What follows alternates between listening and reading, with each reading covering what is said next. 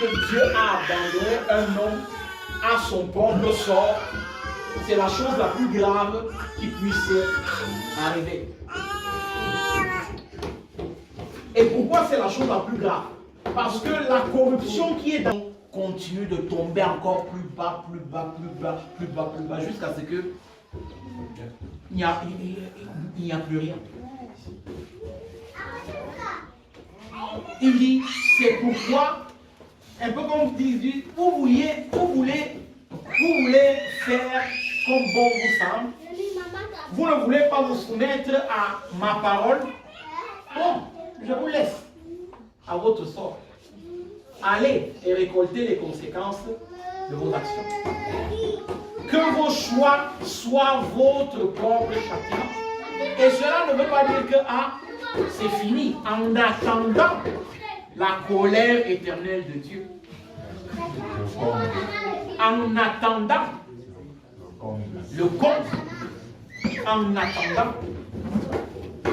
Donc le premier acte d'abandon, justement, même comme on ne l'entend pas parfois de cette manière-là. Parce que vous allez voir les péchés qui sont cités à la fin, ça va vous sembler étrange. Pourquoi ils les ont cités à la fin et pas au début?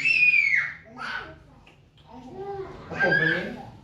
Deuxième acte d'abandon.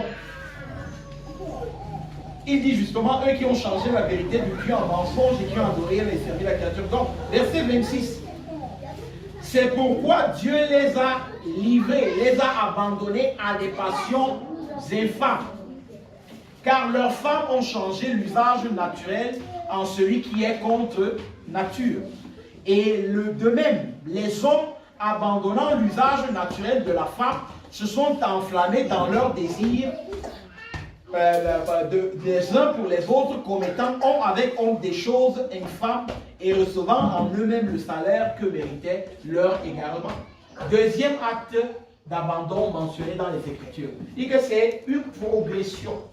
Donc, non seulement on s'abandonne au désir, donc hétérosexuel, mais la recherche du plaisir, étant donné que c'est, comment dire, ça n'a pas de fin, on n'est plus satisfait.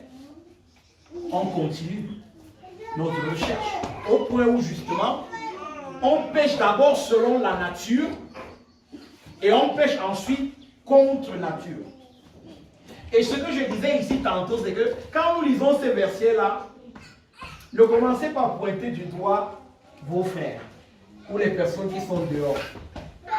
Ah, moi je suis un fornicateur hétérosexuel. Je suis acceptable à celui qui a, par rapport à celui qui est, qui est dans l'homosexualité. C'est encore grave son cas. Vous comprenez? Et c'est ça les jugements que nous faisons, même de manière inconsciente. Parce que peut-être même la culture dans laquelle nous vivons nous pousse à avoir ces raisonnements. Et nous pensons que devant Dieu, nous serons justifiés parce qu'on a dit que ça, l'homosexualité. Vous pensez que c'est en dénonçant l'homosexualité que nous serons justifiés devant Dieu? Non. C'est pas ça. Ce que le Seigneur est en train de faire, il n'est pas en train de classifier.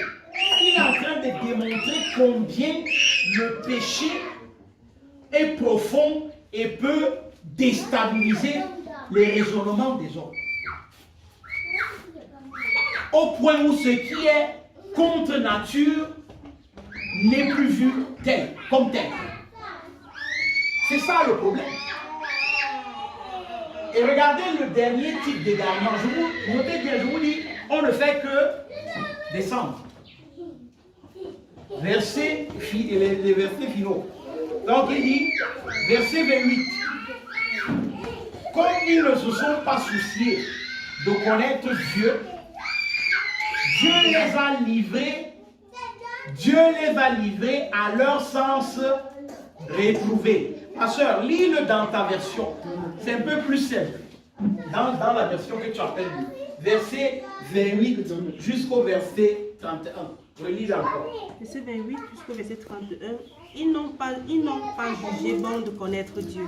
C'est pourquoi Dieu les a abandonnés à leurs pensées faussées. Si bien qu'ils font ce qu'ils ne doivent pas. Ils accumulent toutes sortes d'injustices et de méchanceté, d'envie et de vices.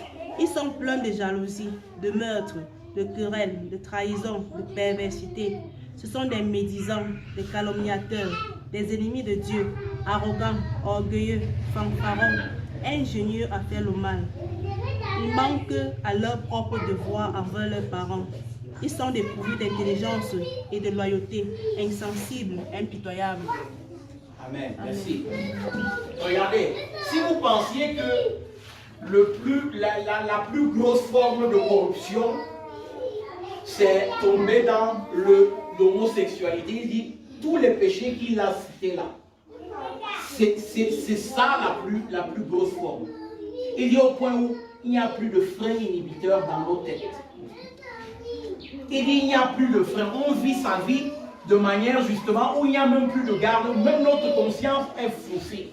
Et vous voyez tout ce qu'il cite. Il dit ils sont remplis de toute espèce d'injustice, de méchanceté, de cupidité, de malice, plein d'envie, de meurtre, de querelle, de ruse. Ailleurs, il dit encore ingénieux du mal, expert dans le mal. Oui, c'est ça. Et comme je disais tantôt, regardez, si Dieu n'avait pas disposé dans le monde, si Dieu n'avait pas disposé qu'il y ait des freins, en quelque sorte, à la corruption de l'homme, et quand je dis des freins, la justice humaine, la justice de nos nations, ce n'est pas quelque chose que les nations ont inventé. C'est un moyen que Dieu a établi pour réprimer le mal. Bien que ce soit corrompu, bien qu'on abuse ou on ne dit pas forcément toutes les fois la justice. Mais imaginez-vous une société où il n'y a aucune forme de restriction. C'est le chaos. Parce que si tu savais combien ton cœur et ton propre cœur, pas celui des autres, mais les maris et les femmes, hein, nous qui sommes un peu entrés récemment là, qu'est-ce que vous nous dites? Devant nos femmes, devant vos maris, ils sont nus. Vous connaissez le pire de vos maris et le meilleur par la grâce de Dieu. Le pire et le meilleur en même temps. Parce que jusqu'à ce que vous les courtisiez encore, on ne connaissait pas vraiment. Maintenant, quand on commence à vivre, on apprend à nous découvrir. Et s'il n'y avait pas de garde-fou, je dis bien, s'il n'y avait pas de garde-fou, ce serait invivable le mariage. Tous les aspects de notre vie, ce serait invivable. Donc c'est pour dire justement que ne sous-estimons pas quand le Seigneur nous dit que le cœur est méchant, mauvais, par-dessus toute chose. Ne dites pas non, le Seigneur est en train de parler du cœur des non-croyants. Il est en train de parler de ta chair, de la chair qui habite en nous.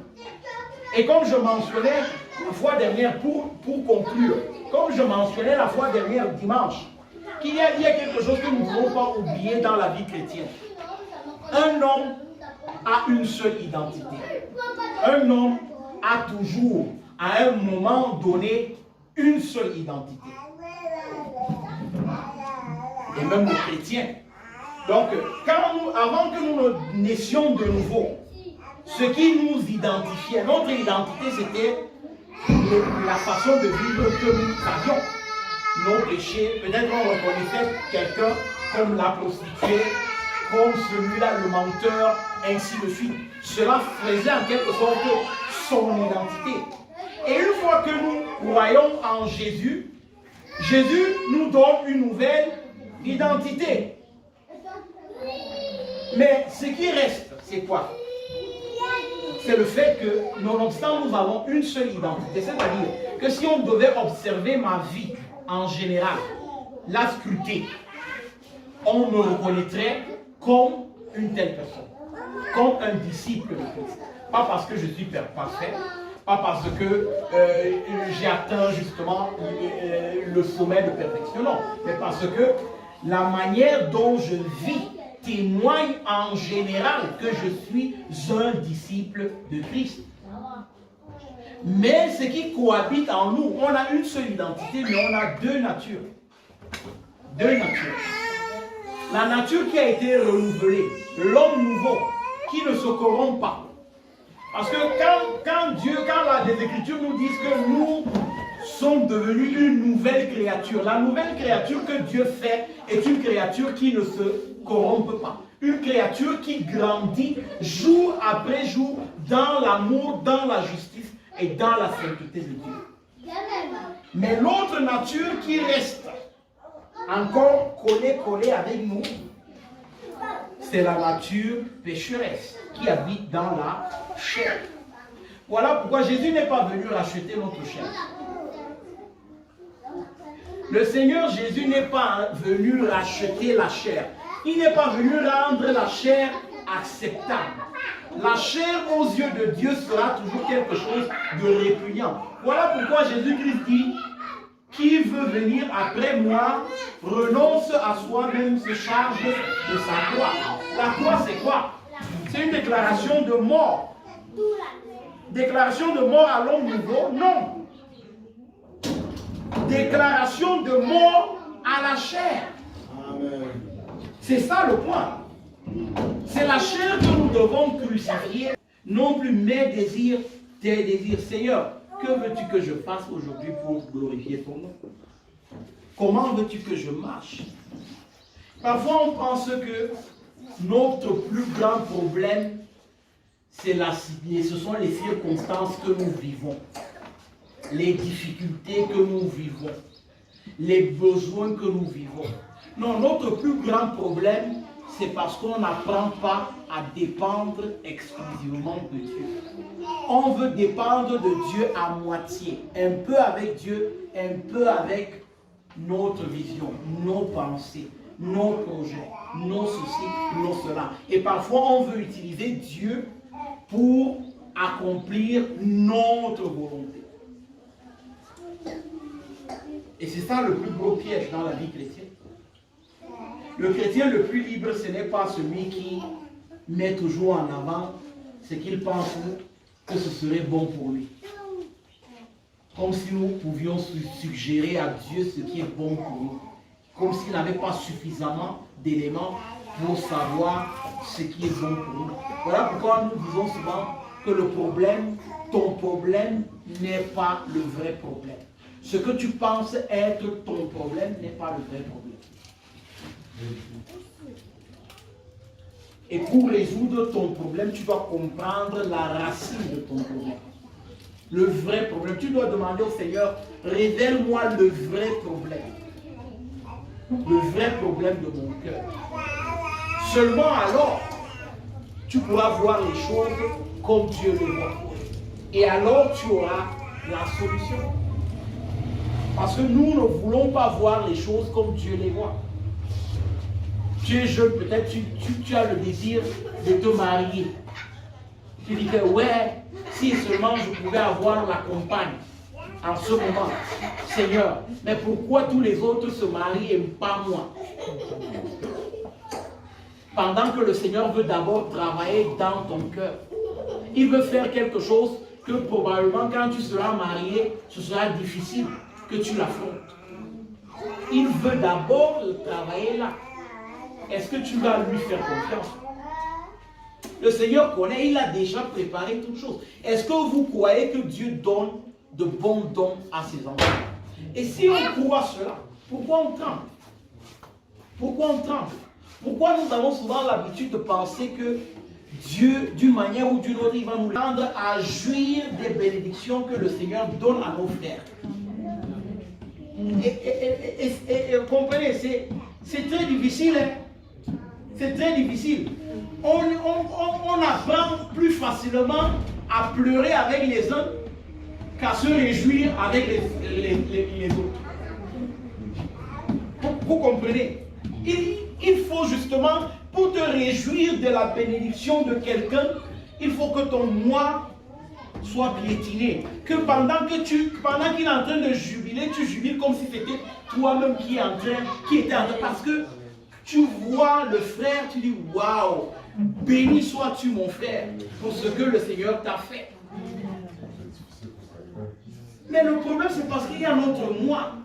Parce qu'on est là, regardez, la règle de la vie chrétienne c'est ceci. La gloire de Dieu d'abord. La gloire de Dieu d'abord, en toute chose. L'intérêt de mes frères en second. L'intérêt de mes frères. Et enfin, mon intérêt. Le Seigneur ne dit pas, ne recherchez pas vos intérêts. Non, il dit, mettez d'abord les intérêts des autres. Et parfois, nous voulons rendre la vie chrétienne difficile nous-mêmes. Nous compliquons les choses qui sont simples. Oui, c'est vrai. C'est vrai. Nous voulons d'autres révélations. Nous voulons apprendre. Encore pour ta parole. Nous te remercions pour l'œuvre de la croix, Seigneur, qui a fait de nous, Seigneur, des enfants d'adoption. Et comme le disait quelqu'un, un enfant adopté, c'est un enfant qui a été voulu.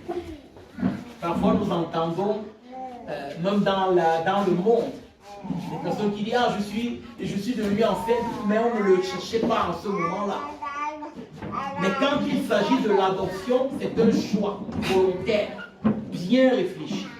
Et toi, tu l'as fait, Seigneur. Tu as choisi d'adopter les enfants que nous sommes. Nonobstant nos péchés, nonobstant notre confusion, nonobstant, Seigneur, nos rébellions. Mais parce que tu avais en vue les fils et les filles que tu aurais transformés par ta grâce, par ton évangile, par ton esprit, afin qu'ils soient le reflet de ta gloire. Nous te remercions, Seigneur, parce que tes regards se sont tournés également vers nous. Et nous voulons te prier encore ce matin, Seigneur, de toucher le cœur de quelqu'un qui est parmi nous. Quelqu'un qui est en train de te chercher. Quelqu'un que toi-même tu as cherché et tu as fait venir ici. Quelqu'un qui écoute peut-être ce message-là pour la énième fois.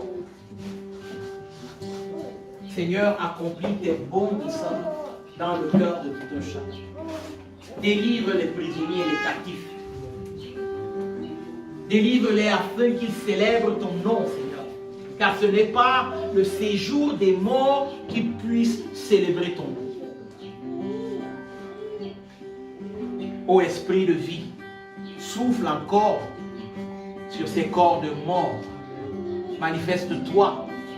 Purifie nos cœurs, Seigneur. Donne-nous de renoncer à nous-mêmes jour après jour pour te suivre. Donne-nous de comprendre le grand amour que tu as manifesté et tu ne cesses de manifester envers nous. Que ta grâce soit sur nous, Seigneur. Que tes miséricordes soient sur nous. Conduis-nous toi-même, Seigneur. Tu es un Dieu vrai. Tu es un Dieu qui ne déçoit personne de ceux qui confient en lui. Ô Père, étends encore ta main et continue de nous guider en ce temps de communion fraternelle, en ce temps, Seigneur, de communion autour de ta parole. Accomplis tes desseins, ceux que tu avais déjà préparés avant même la fondation du monde, envers chacun de nous. Nous te bénissons et nous te glorifions dans le précieux nom de Jésus. Amen. Amen. S'il y a des questions par rapport à ce que j'ai dit, on va... Bonjour. J'ai une question. Je n'ai pas compris en fait quand vous avez parlé de l'amour et la crainte de Dieu en disant que c'est 2000 ans. Non, en réalité oui. Tu vois, quand on a une pièce même de monnaie, n'est-ce pas? Et à pile et face, n'est-ce pas? C'est la même monnaie. Alors, ce n'est pas deux monnaies séparées. Donc, l'amour pour Dieu va dans la même direction, va ensemble avec la crainte de Dieu. Ce sont deux termes que nous devons apprendre à mentionner, sur lesquels nous devons méditer. La crainte de Dieu, c'est quoi? C'est reconnaître et vivre selon justement la position que Dieu a. Reconnaître Dieu pour qui il est. Parce que quand Dieu est notre Père, il ne cesse pas d'être Seigneur.